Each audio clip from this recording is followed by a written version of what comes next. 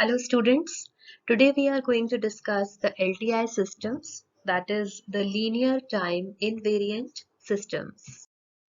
Let us consider a continuous time system.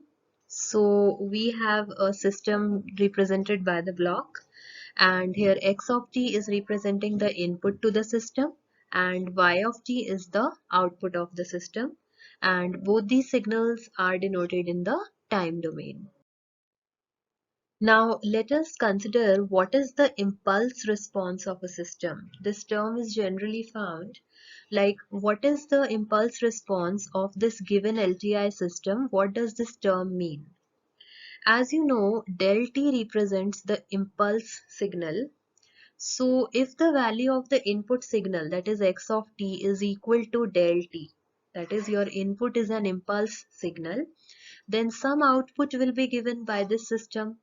Now this output is given by yt equal to h of t. H of t is the standard representation when the input is an impulse signal.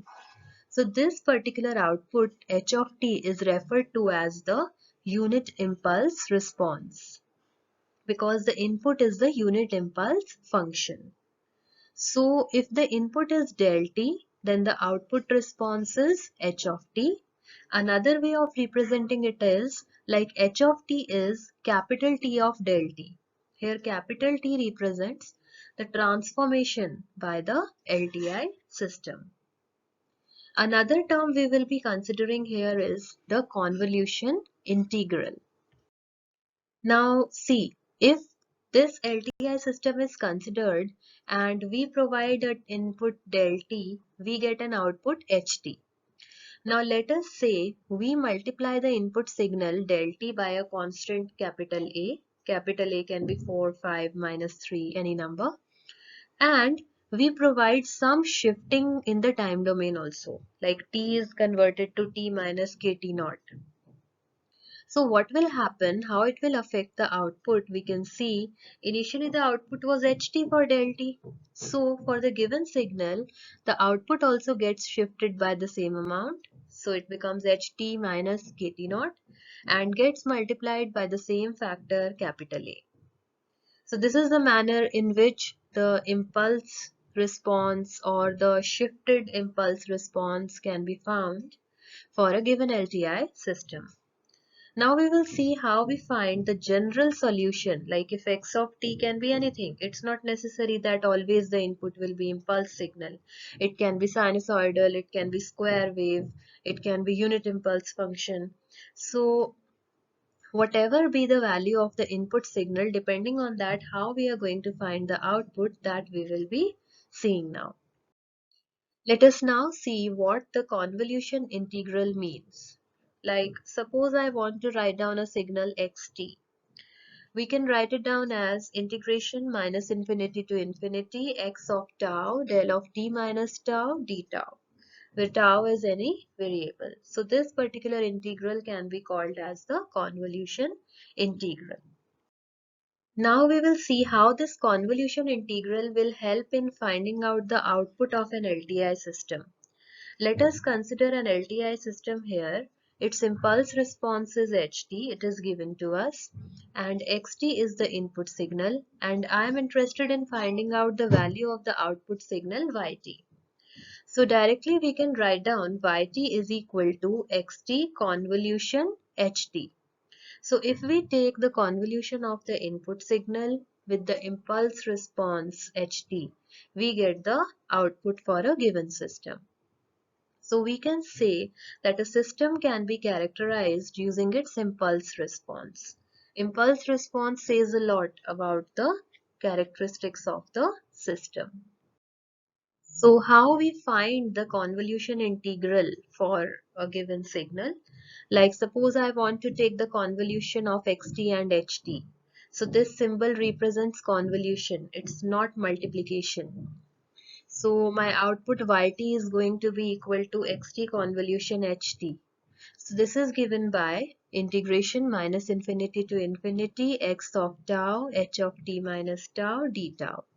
So if I am able to integrate this complete function and find the final result, it will give me the value of the output yt for the given system. Let us now see the properties of convolution integral. So the first property is the commutative property.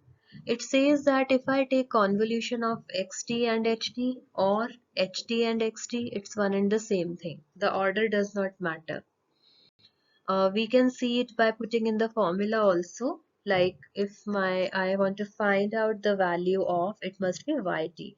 I want to find out the value of yt. So it will be given by minus infinity to infinity x tau ht minus tau d tau.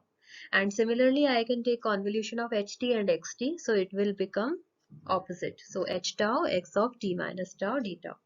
Both will give the same results. Second is the associative property. Like if I have three functions, xt, h1t, h2t, like if I take first the convolution of xt and h1t, or I take the convolution of h1 and h2 first, it does not matter, results remain the same. And the last one is the distributive property for convolution integral. It says like if I have xt convolution h1t plus h2t, I can distribute it like this: xt convolution h1t plus xt convolution h2t. These properties are very important.